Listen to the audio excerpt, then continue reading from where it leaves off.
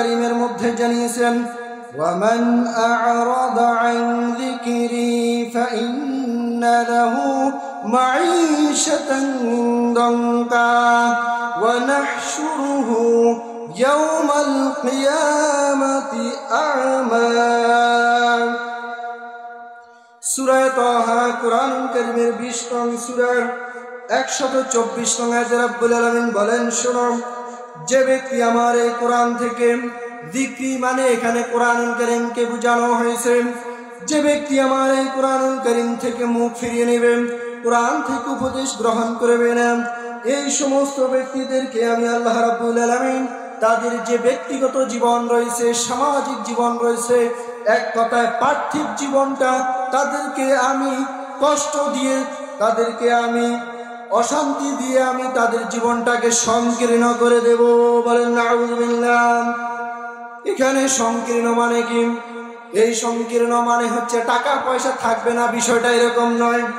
এই সংকীর্ণ মানে হচ্ছে তার ধন সম্পত্তি থাকবে, বিষয়টা এরকম নয়। ওই ব্যক্তিটা অভাব অনটনের মধ্যে থাকবে, বিষয়টা এরকম নয়।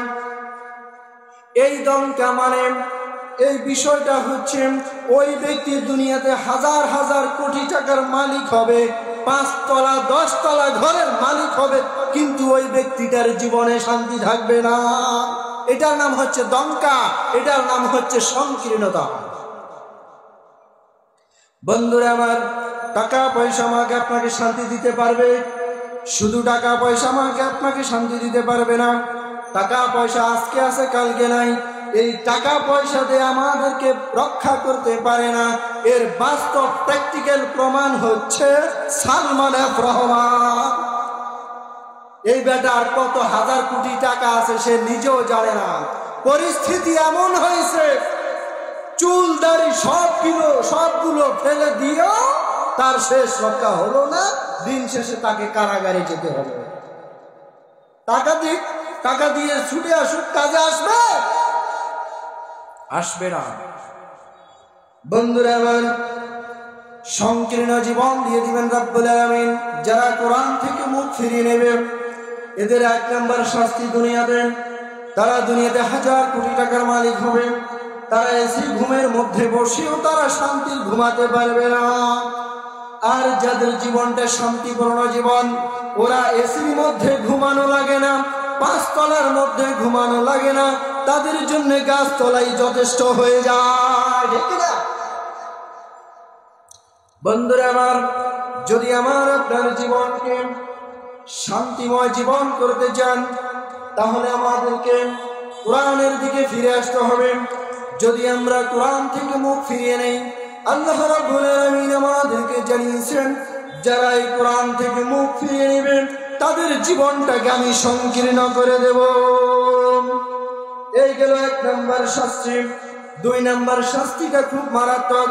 আল্লাহ রাব্বুল আলামিন বলেন, শোনো, যারা আমার এই কোরআনকে অস্বীকার করেছেন, যারা কোরআনকে জিহাদি বই বলে জিহাদি ট্যাগ দিয়ে মানুষকে গ্রেফতার করেছে, অন্যায়ভাবে শাস্তি দিয়েছে, নির্যাতন করেছে, যেই সমস্ত ব্যক্তিরা আমার কোরআন থেকে মুখ ফিরিয়ে নিয়েছে, দূরে সরে ছিল, আমি আল্লাহ রাব্বুল আলামিন শুধুমাত্র তাদেরকে দুনিয়াতে শাস্তি দেব না, আখিরাতে তাদের জন্য একটি মারাত্মক শাস্তি অপেক্ষা করেছে।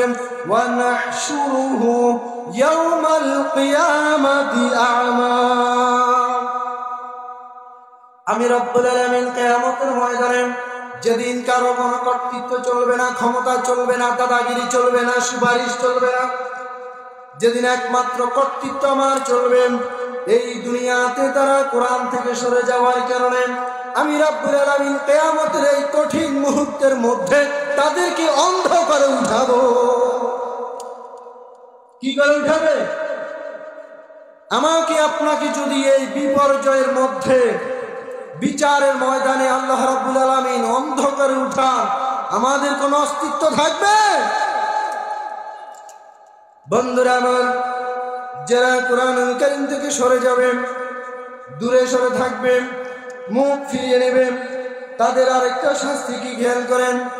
এদেরকে যখন অন্ধকারে উঠাবে, এরা আল্লাহর কাছে অভিযোগ তুলবে, আল্লাহর কাছে বলবে, ও রব, ক্বালা রাব্বি লিমা হাশারতানি أعمى وقد كنت بصيرا আল্লাহ রাব্বুল আলামিন কোরআনুল কারীমে জানিয়েছেন, এদেরকে আমি যখন অন্ধ করে উঠাবো তখন এরা আমার দরবারে অভিযোগ তুলবে, বলবে আমাদেরকে কেন অন্ধ করে উঠিয়েছেন। ওয়াকাদ কুনতু বাসীরা, অথচ আমরা দুনিয়াতে চাক্ষুষ্মান ছিলাম, আমাদের দুই চোখ ছিল, আমরা দুই চোখ দিয়ে সব কিছু দেখেছি, এখন কেন আমরা অন্ধ? আমাদেরকে কেন তুমি অন্ধ করে উঠিয়েছ? আমাদের কি এমন অপরাধ? আল্লাহ রাব্বুল আলামিন বলবেন, শোনো, তোমাদেরকে আমি এই অন্ধ করে কেন উঠালাম। قال كذلك أتتك آياتنا فنسيتها وكذلك اليوم تنسى। রাব্বুল আলামিন তার জবাবও দিয়ে রেখেছেন। তারা যখন অভিযোগ তুলবে আমরা তো চাক্ষুষ্মান ছিলাম, আমাদের চোখ কোথায় গেল? আল্লাহ রাব্বুল আলামিন কোরআনুল কারীমে সেটাই জানিয়েছেন। আল্লাহ রাব্বুল আলামিন তখন সাথে সাথে জবাবটা দিবেন, ও বান্দা শোন, যখন তোমার কাছে আমার কোরআন নিয়েছে, যখন তোমার কাছে আমার ইসলামের দাওয়াত দিয়েছে, তখন তুমি দেখেও না দেখার ভান করেছিলে, তখন তুমি শুনেও না শোনার ভান করেছিলে, তখন তুমি কোরআন থেকে মুখ ফিরিয়েছিলে, তখন তুমি আমাকে ভুলে গিয়েছিলে, আমি যে একজন স্রষ্টা রয়েছি এই স্রষ্টাকে ভুলে গিয়েছিলে। তুমি তোমার জিন্দেগিতে যেভাবে আমাকে ভুলে গিয়েছ, আজকে ঠিক সেই রূপ ওয়াকাযালিকাল ইয়াওমা তুনসা। দুনিয়ার জিন্দেগিতে তুমি ক্ষমতার পাওয়ার কারণে, ক্ষমতার লোভে, স্বার্থের লোভে, অর্থের লোভে তুমি যেভাবে আমাকে ভুলে গিয়েছ, আজকে তোমার এই বিপর্যয়ের মুহূর্তে আমি রব্বুল আলামিন তোমাকে ভুলে গেলাম। বন্ধুরা আমার, আল্লাহ রাব্বুল আলামিন যদি বলেন তিনি আমাদেরকে ভুলে গেছেন, আমাদের কোন নেতা আছে, কোন বাবা আছে আমাদেরকে উদ্ধার করা? আছে? বন্ধুরা আমার, যারা কোরআন থেকে মুখ ফিরিয়ে নেবেন, যারা ইসলাম থেকে সরে থাকবেন, এদের শাস্তি খুব মারাত্মক। এদেরকে যখন কোরআন দিয়ে উপদেশ দেওয়া হয়, এরা উপদেশ গ্রহণ করতে চায় না। এরা বলে এটা মৌলবাদীর কথা, এরা বলে এটা জঙ্গিবাদীর কথা, এই বিভিন্ন কথাবার্তা বলেন, তারা তাড়িয়ে দেন, সমালোচনা করেন, এমনকি জেল জুলুম রিমান্ড, এমনকি ফাঁসির মঞ্চে নিয়ে যান, শুধুমাত্র অনলি ওয়ান, শুধু কোরআনের দাওয়াত দেওয়ার কারণে। যারা এই কোরআন থেকে মুখ ফিরে নেবে তারা পৃথিবীতে সবচাইতে বড় জালেম, সবচাইতে। আল্লাহ রাব্বুল আলামিন কোরআনুল কারীমে জানিয়েছেন, ওয়ামান আযলামু মিম্মান যুক্কিরা বিআয়াতি রাব্বিহি সুম্মা আরাদা আনহা ইন্না মিনাল মুজরিমিনা মুনতাকিমুন।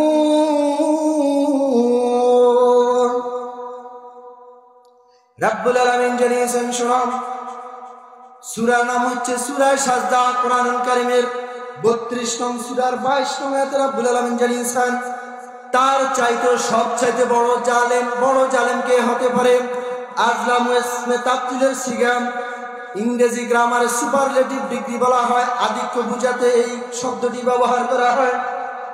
তার চাইতে বড় জালেম কে হতে পারে? যাকে কোরআন দিয়ে যখন উপদেশ দেওয়া হয় আর ওই ব্যক্তিটা কোরআন থেকে মুখ ফিরিয়ে নেয়। এর মানে হচ্ছে যারা কোরআন থেকে মুখ ফিরিয়ে নেবেন এই দুনিয়াতে আল্লাহর জমিনে, তাদের চাইতে আর বড় জালেম হতে পারে না। এদেরকে যখন কোরআন দিয়ে দাওয়াত দেওয়া হয়, এমনকি কোরআন গুলিয়ে খাইয়ে দিলেও, এদেরকে যখন বলা হয় সুদ খাওয়া হারাম, এদেরকে যখন কোরআন দিয়ে বলা হয় ঘুষ খাওয়া হারাম, এদেরকে যখন কোরআন দিয়ে বলা হয় ধর্ম নিরপেক্ষ রাজনীতি হারাম, এদেরকে যখন কোরআন দিয়ে বলা হয় সমাজতন্ত্র হারাম, এদেরকে যখন কোরআন দিয়ে বলা হয় ধর্ম যার যার উৎসব সবার, এটা হারাম, এটা শিরিক, এটা কুফর, এদেরকে সারাদিন বললেও এরা কোরআন থেকে মুখ ফিরিয়ে দেয় আর ওই আলেমদেরকে রাজাকার এবং জঙ্গি তকমা দিতে থাকে। ঠিক না? কিসের জান্নাত তোমার? কিসের নামাজ? বন্ধুরা আমার, যারা নাকি কোরআন থেকে মুখ ফিরিয়ে নেবে তাদের সবচেয়ে বড় শাস্তি কি জ্ঞান করেন? আপনি অবাক হয়ে যাবেন। আল্লাহ রাব্বুল আলামিন কোরআনুল কারীমে একটি তাদের জন্য দৃষ্টান্ত দিয়েছেন। রাব্বুল আলামিন বলেন, ইন্নাল্লাযীনা কাযযাবু বিআয়াতিনা ওয়াস্তাকবারু আনহা লা তুফাত্তাহু লাহুম আবওয়াবুস সামা ولا يدخلون الجنة حتى يلج الجمل في سم الخياط।